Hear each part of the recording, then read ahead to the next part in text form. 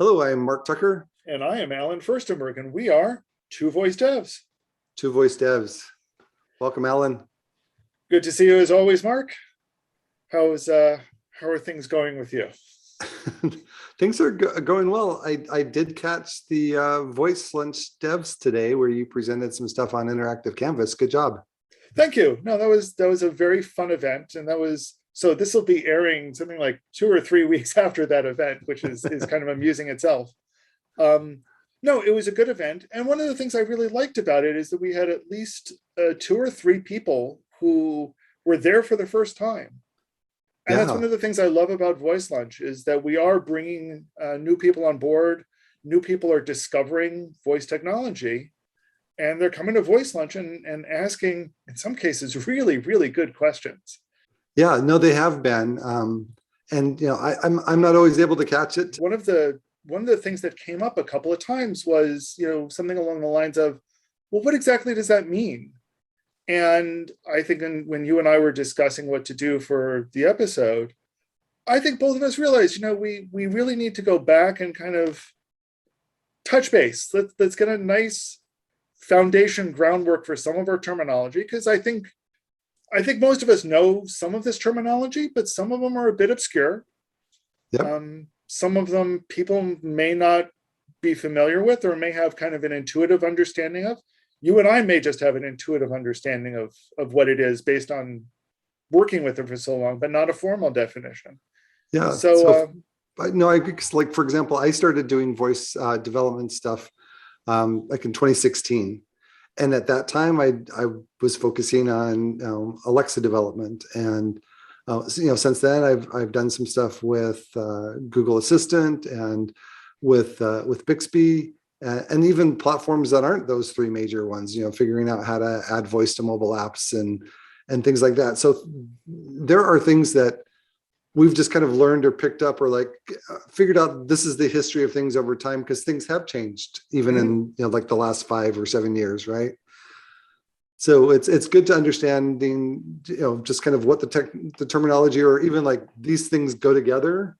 And these things this is kind of a history, and this is version 1, and that evolved into this, and this is kind of really where you need to focus. Those other things are older technologies that you might still find documentation. Right. You'll still find documentation that talks about them, or in conversations people will reference them. But here's where you need to be thinking instead. Yeah. And I think also it's important to note, right up front, this list that we've come up with, and we came up with a list. So hopefully that we didn't forget too much, is really kind of from our perspective. And our perspective are primarily as Alexa and Google Assistant developers. But there's a whole world of voice development that's going on out there outside of what we narrowly focus on. Yep. And, sometimes we have episodes that talk about that. But, our terminology tends to focus around that as well. So if there are terms that that people have heard that seem like they're in voice and we didn't talk about it, it's not because we were trying to omit it. It's just, there's so much, the field is growing so fast, it's sometimes hard to keep up with. Yeah. So, we've come up with basically a glossary of terms and topics, and we'll brush through them pretty fast today. Just kind of trying to give a flavor of each of those. Each of them could be talked about for, in depth. For a whole episode, I'm sure, some of them more than one. Yeah. And we will. But yeah, let's start going through it. So, okay. I think the first thing to think about is, the foundation stuff. What are we working with? We're working with things like smart speakers and smart displays. What does that mean? What are we talking about when we talk about those things? And I think we kind of have an intuitive understanding of them, but not always. So, we're now thinking of things like what would be called the Amazon Echo originally, or originally called the Google Home, and now has so many different names it's hard to keep track of them, including the Nest and but I think what we're kind of just referencing here are home appliances, and I think we do think of them mostly as home appliances still, that are dedicated to having a smart assistant in them, or as part of them. Right. and they're meant to be what I like to think of as ambient. And there's another term that wasn't on our list already. Yeah. Or ubiquitous. They're just kind of there. They're sitting in our home and they're ready to be used whenever we want. So they're kind of there waiting for us. Right. And if, and a lot of these things could be done in like a mobile app or website, but some of the advantage is that by the time that you find your phone, unlock it, find the app, tap on it, get to the thing to get the information, you could be just talking to this device. Let's say that you're making something in the kitchen and you've got your hands full. It's one of those things that you think about it, you can say it, and you can get the answer or invoke the thing. And that's what, part of the ambient and the fact that, you have these all over your house or in your car or, at work or different things like that. Go ahead. And I think that kind of leads into one of the other terms that we use a lot, and that's VoiceFirst. Yes. So it's that these devices are meant to be driven by us, saying something to them or hearing something from them. And that's different than what we've done in the past with mobile devices, which are mostly touch first, right, or browsers, which are originated with mouse and keyboard. So this is introducing, again, and I'm bringing up yet another term. This is introducing what we think of as a new modality. So that audio modality is something that's new and is a little bit different about what we're trying to accomplish. Right. And so the devices that came out were, standalone devices that had a microphone and a speaker, some sort of a visual indicator that the microphone was listening, typically invoked by a wake word that would then, listen for a question or a command and do something. And, something that's, self-contained. There are some things that are, tap to touch. And you'll see this, not only in the main providers of devices, but more and more you're seeing things that that would fit into the smart speaker category that have some sort of an assistant in it. Right. So we're seeing things like coming from Sonos, for example, yeah, or Bose or other speaker manufacturers that are out there creating speakers, and they're putting assistants in them. And increasingly, we're seeing things like TVs that are putting assistants in them. And we use assistants in this case in a generic term. Right. So these are, and I think, well, how would you define a smart assistant?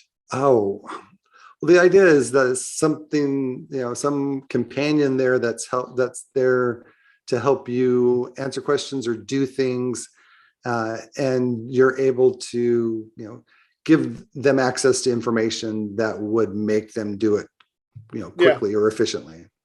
One of the definitions I like from that Google tends to use about their assistant specifically, it's it's an agent that tries to help you get things done in your world. And I like that definition, partly because it kind of emphasizes the fact that this isn't taking place in some abstract place. It's not an abstract file. It's not data that's stored somewhere. It's you. It's what you're doing in your life. And here is technology that is trying to help you do that better. Right. And so we're not talking like metaverse stuff. We're talking real world stuff. We're talking real world. Yeah. So as part of that, again, we introduced a whole bunch of new terms here. The one that launched on the market 7 years ago now, yep, that kind of started things off. And it's not that there weren't assistants before then, and it wasn't, we had Siri, for example, on Apple phones, but putting one in a smart speaker itself was what Amazon did with their first Amazon Echo. Yep. Tall can, looked like a big black Pringles can, and it had a multi microphone array, able to do directional zooming in on your voice, lots of different things. The ability to put it in a room, be partway across the room or farther, and be able to talk to this device and have it respond. Yep, and that was radical. And some of the technology that it was using for that at the time, we'll talk about a bunch of the terms later. But one of the big ones was what we refer to as FarField microphone technology. Yep. So that's that array of multiple microphones that could pick up a bunch of sounds in the distance and yet be able to say, okay, this is the one that we should be focusing on. This is what we need to listen more carefully to. And that just said a wake word. And now we need to do more. And even the term wake word, Yep. Again, it's a particular combination of words that has a lot of characteristics. Technically there are some things that make better wake words than others, but the goal of them is to basically make sure that it's not recording every single thing you say and sending it to a cloud somewhere. Yeah, and you'll see, typically there's at least 3 syllables to the word or phrase that you're going to use to wake it up. You don't want this to be something that's commonly said or can be confused with things that are commonly said. So there's a little bit of an art that goes into picking a good wake word. Right. And this is why some people always like to talk about, well, wouldn't it be great if we had custom wake words and we had, and yeah, these are great, but the technology behind a good wake word is still pretty rough. Well, yeah, and even to, the technology to I guess create wake words off of audio samples and get a good one still is like a multi-week process just to do the churning and the computing to make a good wake word or make a wake word that you can plug into your system. So that was about 7 years ago when Amazon launched this, and about 5 years ago, a little over 5 years ago, Google said, yeah, Amazon beat us to the punch, but we're going to join the party. And they launched 2 things at the time, and they launched them as kind of separate concepts. One was hardware that they called the Google Home. And if the Amazon Echo looked like a black Pringles can, the original Google Home looked like an Airwick air freshener. So it had a funky looking design, but not always well received. And with it, they launched what they called the Google Assistant. And the Google Assistant lived on both the Google Home device and it was launched on the phone at the same time. Right. So it had a nice generic name, the Google Assistant. Compared to what Amazon did when they launched the Echo, which was give it a persona and a name, Alexa, and a lot of times attributing pronouns, she, her, to it. So there are lots of controversies to that. That's a discussion for another day, but that's kind of how it all started, and so you'll still hear Alexa and Google Assistant, and Samsung came out with their own device as well while on their phone, and then working on devices, and that's Bixby. One of the things though that's interesting is there's this tendency to kind of start blurring the lines between the assistant and the hardware for the assistant. So a lot of times people refer to Alexa when they really mean the Amazon Echo. Yeah, the Echo device. And so you would hear things, people calling the device an Echo, or other people saying an Alexa device, or just calling it their Alexa. And Alexa is technically is the assistant persona. So that's the voice, the kind of the personality, the way that things are phrased when you're asking a question and answer, knowledgeable, maybe a little bit, sassy, or I don't know what's the right word, but kind of fun. Like you can ask what's a joke, and you'll get answers back. So there's different, there's kind of a whole persona that goes along with these assistants. And, in a lot of ways, I like what Google Assistant did in that it's not really so much of a, I guess, in your face persona, as opposed to, kind of, unnamed. So it's interesting. I mean, Google certainly does have a persona attached to it. In fact, there are a lot of designers that are out there trying to make sure that Google's persona is correctly reflected. But it's a tough balancing act, I think. Yeah. I think they deliberately didn't want to tie, they put their name on it. It's the Google Assistant. So they didn't want to tie, that's kind of risky, tying your name to something that has a personality. Yeah, that is. But that also brings up sort of what we do with these devices. So, you mentioned telling jokes. We know that it can give you weather, it can play music. And a lot of times we'll refer to these sorts of things that are just kind of built in or baked in, or that we think of as part of the assistant or the device itself, as first party skills or actions. So these are things that, or sometimes we just refer to it as 1P. Yeah. Referring to things that came with it, that you don't need to do anything special to turn on or invoke. You just ask the question or say the thing, and Alexa or Google will respond with it. Right. Now, compared with that, we have 3P. So I'm not sure exactly why we skipped 2P, but 3P is third party. And that would be, I guess the analogy that's typically used is when you have a mobile phone, you can download an app. And so you can have an app that's a game, and you have an app that's a different game, or an app that's a calculator or a stopwatch or a weather app. So the idea is in some ways similar. So, Alexa calls them skills. Bixby calls them capsules. Google Assistant calls them actions. So if you want to, you might hear them called like voice apps, and that's kind of a generic way of not getting into the nitty gritty, or like if you're wanting to talk about something that's general to voice assistants, then you want to talk about like voice apps. But that's a little bit of a misnomer. I guess in some ways it's the same. Like there is a skill store or an action store, or there's a marketplace for Bixby capsules where you can find them and enable them. And in some cases you enable them. In the case of Google, you can just say them. They're always kind of, the whole store is available at any time. You just have to say it. On Alexa, at least initially, you would need to enable the skill before you could use it. But these things don't actually get downloaded onto the device that's in your home. So whether it be the smart speaker or the smart display that you've got, they're not downloaded there. They're actually code that's running in the cloud. You're just invoking it by name, usually. And then it starts off, and then you can program as a developer what that voice experience is going to be like.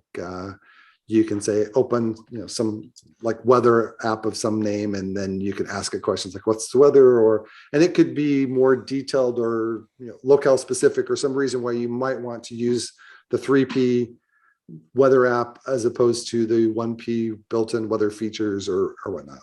And this is one of the when we start looking at the differences between what is a skill and an action in a capsule, on the surface, they seem like they're the same. But there's kind of interesting differences in the philosophy behind each.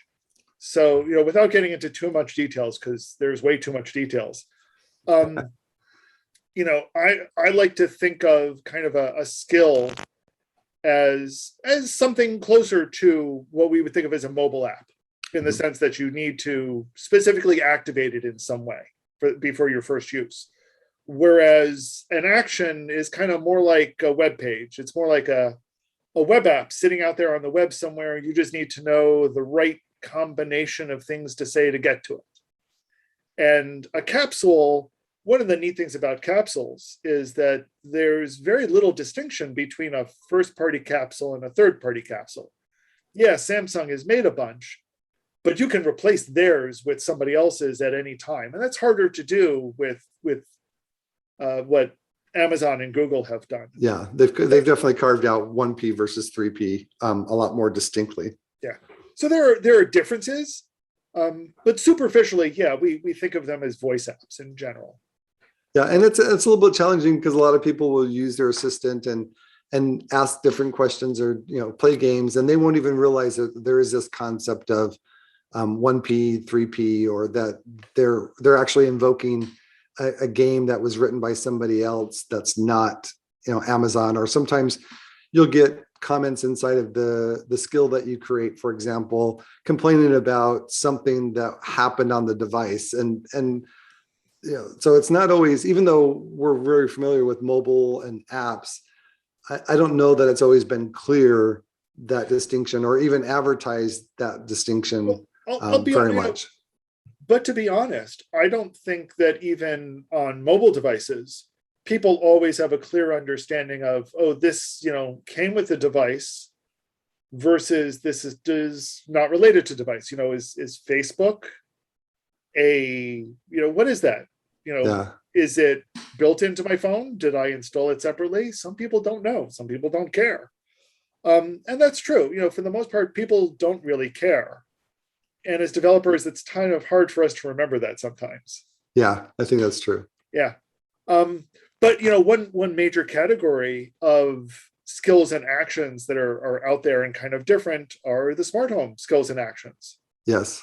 And those are skills and actions, but they're very different in a lot of ways. Yeah, and so that gets into this whole world of hundreds of thousands of different devices that you can turn or off or control with your voice, whether it's a camera doorbell or a light as you walk into a room, or the robot vacuum that you've got. So a lot of times there are skills or actions or capsules that go along with a device that you have, like a robot vacuum, and you can control that robot vacuum through an assistant, even though the assistant or the vacuum cleaner itself doesn't have voice activation in it. It's it's connected to the cloud. It's got some functionality that the robot vacuum makers expose through APIs, and now they've got a skill that allows kind of you to connect this point to point to point. So then you can voice control, hey, Roomba, go clean the family room or something like that. One of the things I like about a lot of the smart home devices, and sometimes we'll also refer to this as part of the Internet of Things. Yep. And we're seeing more and more terms coming up around that. And sometimes we call them gadgets. And so is that a lot of times controlling them feels like it's a first party skill or action. So I won't have to say something like, hey G, ask Samsung to turn on the light or turn on the bedroom light. I'll just say, hey G, turn on the light. And it knows, okay, this light is a Samsung and here's who I need to tell to turn that on. Whereas, this other light is by Philips Hue and here's what I need to do to turn that on instead. So that's largely hidden from the user, making it all look like first party stuff, which is good, again, because it makes it easier to use. Well, and there's things that are being added as well for third party skills where like name free invocation is one of the things that Amazon calls their technology, but you're able to say, I want to play a game, or I want to play I want to do something specific, and it's going to choose from a list of things that maybe that you've already got enabled or that you've used before, or things like that. So that if you don't remember exactly the name to invoke something, then you can still get back to it. And Google at one point called this implicit invocation, and now it's got a bunch of other names that are attached to it. All of which we forgot to put down on our list ahead of time. So, and we will try to get this list into the description or somewhere else so that people can refer to it. So, okay, let's start talking about some of these third-party skills and actions and the terminology surrounding them, because we've got a lot of terminology surrounding them. And this is where we as developers really start to come in, I guess. So to develop it, what was the first thing that Alexa introduced for developers to develop skills? So when I started, then it was the Alexa Skills Kit version 1. And kind of at the lowest level, you're basically writing an HTTP endpoint that takes a JSON request and returns a JSON response. And let's hold there for a second, because we will sometimes, because that's got terminology attached to it too. I know. So we'll sometimes call that HTTP endpoint a webhook. Right. And I know a lot in Google's documentation, they tend to refer to it as fulfillment. Okay, that's true. And sometimes it's just your endpoint.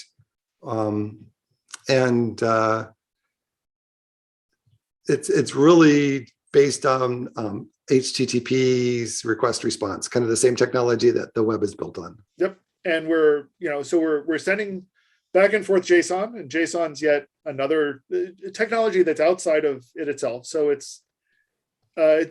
stands for JavaScript Object Notation. It's the string representation of a JavaScript object, and it's pretty simple and straightforward. Yeah, and so even though it's built on JSON, as far as the request and response, the language that you use that translates or pulls values out of that request and puts values into a response could be various things. It could be Java, it could be JavaScript, it could be Go, it could be .NET, it could be Python. Python. Yeah, it's like there's just so many. But when I started, I was doing JavaScript and Node.js, and then that code has to live someplace, and so I would put it in an AWS Lambda function and host it in the cloud. And I know in the earliest days of Alexa, you had to host it in AWS as a Lambda function, if I remember correctly. Yeah, and then they allowed it to be any HTTPS post endpoint, and but then there's certain things that you have to do to validate that it's coming, because really, when you talk to your device, it goes through to the Alexa service, which acts as a kind of a middle broker that then sends it off, determines that what you said is going to this particular skill, which then sends the code there, and you have to verify that the request is only coming from Amazon in this case. But very similarly, that's how Google Assistant does it as well. There's some player in the middle that the device is talking to, and then that code in the middle there is talking to the code that's the skill or action. Now, does Amazon actually refer to that thing in the middle as something? Yes, the Alexa service. That's the Alexa service. Okay. Yes. So on the Google side, it gets a little more complicated for a lot of reasons. Google generically refers to that service as actions on Google, and kind of layered on top of that have been a number of other services. So nowadays they tend to call those conversational actions, or the conversational action system. It used to be, when it started, that you would use a service called API.AI, which was a company that Google bought that had been building chatbots, or letting people build chatbots. Cross-platform, right? You could do an Alexa skill, you could do a chatbot, you could, so it could do a whole bunch of things. Right. It was, you had a lot of people that were doing stuff, for Facebook chatbots and Twitter, so there were a number of messenger chatbots and some others that they supported directly. And to that, they introduced Google Actions. API.AI evolved into something called Dialogflow, which had a version 1. They then updated it for various unclear reasons to produce a Dialogflow version 2, which was completely incompatible with version 1. And then most recently, they've kind of split Dialogflow into 2 branches. One called Dialogflow ES, which is kind of an entry-level learn how to build chatbot type thing, and one called Dialogflow CX, which is meant more for call center type operations. Dialogflow ES still sort of supports actions on Google. Dialogflow CX does not. The 2 of them are almost completely incompatible with each other. So there's no clear migration from one to the other. In addition to this, and just because things weren't confusing enough, shortly before this split happened, Google basically said, okay, we're not deprecating support for Dialogflow version 2, but we recommend that all future actions be built with this new tool called Action Builder. And it has many of the same features that Dialogflow CX has, in that it lets you create conversations focusing around scenes. And we'll go into this all another time. Well, let me just make sure. I heard you say that Actions Builder had a lot of features of Dialogflow CS. CX, yes. CX, is that the newest version of Dialogflow? Okay, so even though it's used as a replacement for Dialogflow ES, it seems it has some of the same features as Dialogflow CX. Yes, but they're Oh. incompatible with each other still. Okay. All right. Right. I learned something new. The gist of it, however, is that if you're building actions for the first time, if you're building conversational actions for Google for the first time, your best bet is to start with Action Builder, unless you have a good reason not to. If you've got an existing action that's already been built with Dialogflow, still works. No reason to switch over. You can switch over. There's a tool to help, but you don't need to. But if you want to take advantage of the newest stuff, then you kind of have to. Right. Any new features are only being launched on Action Builder. Right. So that's a lot of complicated terminology to weed through, but the short of it is just use Action Builder. Save yourself a lot of trouble. Okay.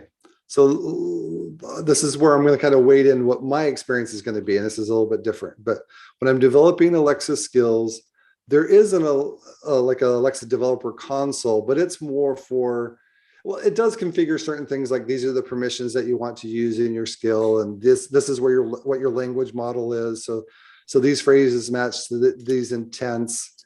And it also defines like what is that webhook going to be that you're going to talk to, and defines what's going to appear in the skill store as far as how this skill is going to appear. So there's also, when I was using Dialogflow, there was also a web console for Dialogflow where I could define the same types of things, like what would be equivalent to intents and utterances but it was kind of split because there was like an actions console, right, which would be like, this is the actions marketplace and some of the same preference things that I was doing, but the language model stuff was actually being handled in Dialogflow. So then when I migrated up to Actions Builder, it was kind of one interface again, but still kind of the same thing where you have to define what your action is going to be called in the marketplace,